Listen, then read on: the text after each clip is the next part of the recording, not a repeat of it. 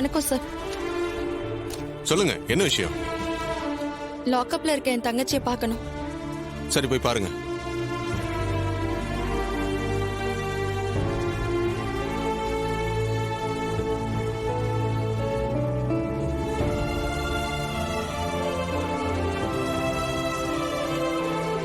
ரேவதி, உன்னை இந்த நிலைமையில பார்க்கவே எனக்கு ரொம்ப கஷ்டமா இருக்குடி.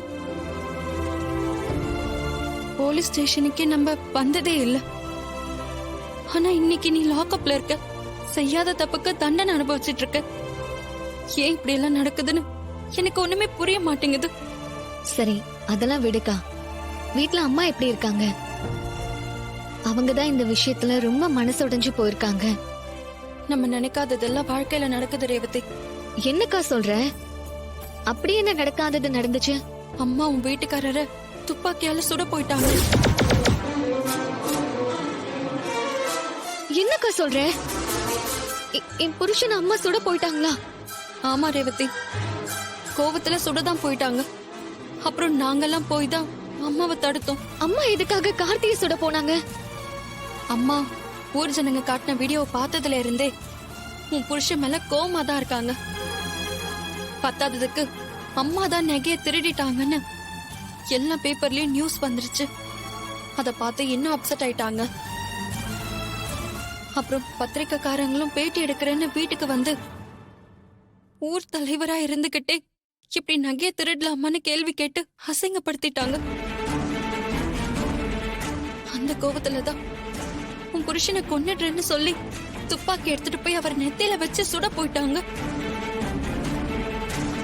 அப்புறம் நாங்க எல்லாரும் போய் அவங்கள சமாதானப்படுத்தி சுட விடாம தடுத்து நிறுத்தணும். நான் கனவுல கண்டது நிஜத்துல நடந்துருச்சே. என்ன ரேவதி சொல்ற? கனவு கண்டியா? என்ன கனவு? அம்மா என் புருஷனை துப்பாக்கில சுடுற மாதிரி கனவு கண்டேன். அப்படியா? உனக்கு அம்மா கார்த்திகா சுடுற மாதிரி கனவு வந்துச்சா? ஒரு தடவை இல்லக்கா, 2 தடவை வந்துச்சு.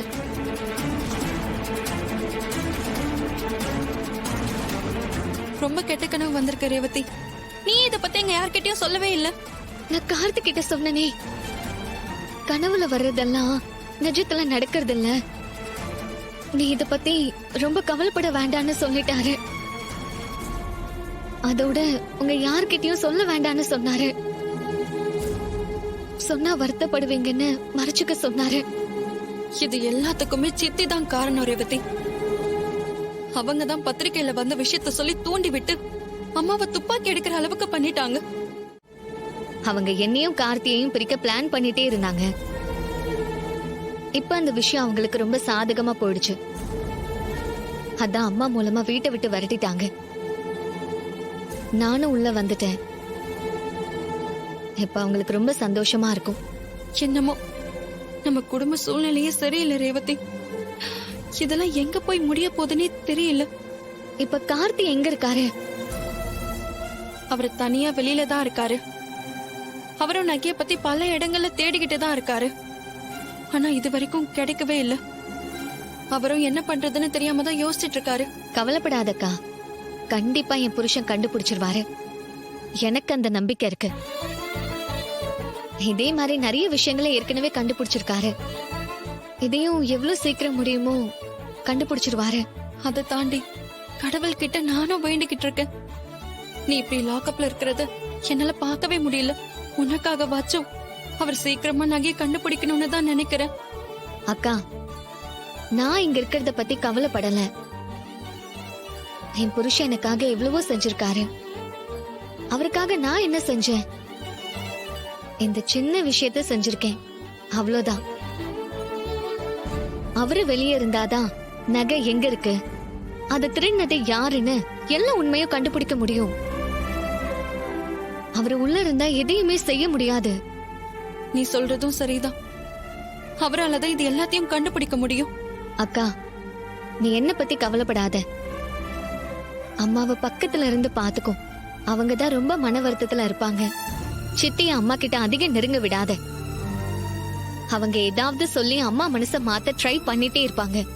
அதெல்லாம் நான் பாத்துக்கிறேன். நீ தைரியமா இரு. நான் வரட்டுமா? சரிக்கா.